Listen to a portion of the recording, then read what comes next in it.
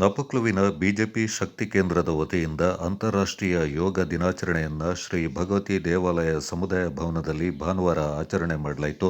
ರಾಷ್ಟ್ರೀಯ ಸ್ವಯಂ ಸೇವಕ ಸಂಘದ ಪ್ರಮುಖ ಕಂಗಂಡ ಜಾಲಿ ಪೂವಪ್ಪ ಯೋಗದ ಮಹತ್ವ, ಅದರ ಆರೋಗ್ಯಕರ ಪ್ರಯೋಜನಗಳು ಹಾಗೂ ದೈಹಿಕ ಮತ್ತು ಮಾನಸಿಕ ಆರೋಗ್ಯದಲ್ಲಿ ಯೋಗದ ಪಾತ್ರವನ್ನು ವಿವರಿಸಿ ಮಾರ್ಗದರ್ಶನ ಮಾಡಿದರು.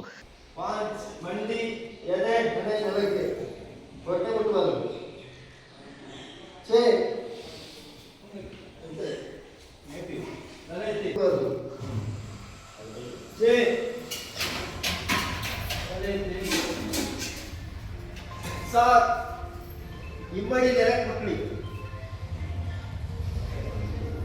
ಮೇಲೆ ಮುಂದಕ್ಕೆ ಕೆಳಗೆ ಮುಂದಕ್ಕೆ ಮೇಲೆ ಮುಂದಕ್ಕೆ ಕೆಳಗೆ ಮುಂದಕ್ಕೆ ಮೇಲೆ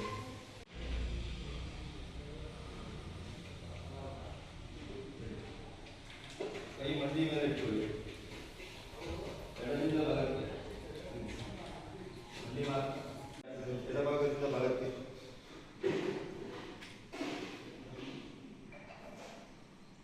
ಇಲ್ಲಿ ತಲೆ ಮಾತ್ರ.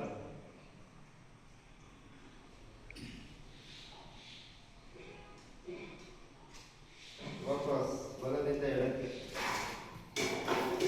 ಬಿಜೆಪಿ ಶಕ್ತಿ ಕೇಂದ್ರದ ಶಿವಚಾಳಿ ಅಂಡ ಅಂಬಿ ಕಾರ್ಯಪ್ಪ ಮಾತನಾಡಿ, ಪ್ರಧಾನಿ ನರೇಂದ್ರ ಮೋದಿ ಅವರ ಆಶಯದಂತೆ ಅಂತಾರಾಷ್ಟ್ರೀಯ ಯೋಗ ದಿನಾಚರಣೆಯನ್ನು ಆಚರಣೆ ಮಾಡಲಾಗ್ತಾ ಇದೆ.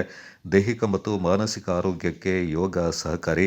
ಬಿಜೆಪಿ ಶಕ್ತಿ ಕೇಂದ್ರದ ವತಿಯಿಂದ ಪರಿಸರ ಸಂರಕ್ಷಣೆಯ ನಿಟ್ಟಿನಲ್ಲಿ ಗಿಡ ನೆಡುವ ಕಾರ್ಯಕ್ರಮವನ್ನು ಆಯೋಜನೆ ಮಾಡಲಾಗ್ತಾ ಇದೆ ಎಂದರು.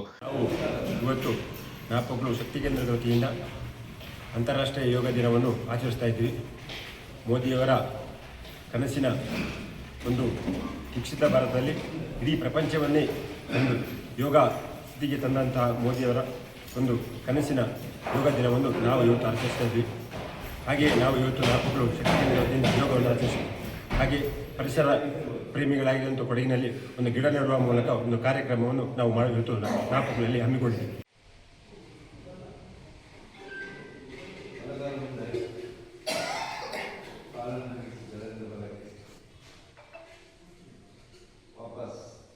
ಕಾರ್ಯಕ್ರಮದಲ್ಲಿ ಬಿಜೆಪಿಯ ಪದಾಧಿಕಾರಿಗಳು ಹಾಗೂ ಕಾರ್ಯಕರ್ತರು ಪಾಲ್ಗೊಂಡಿದ್ದರು.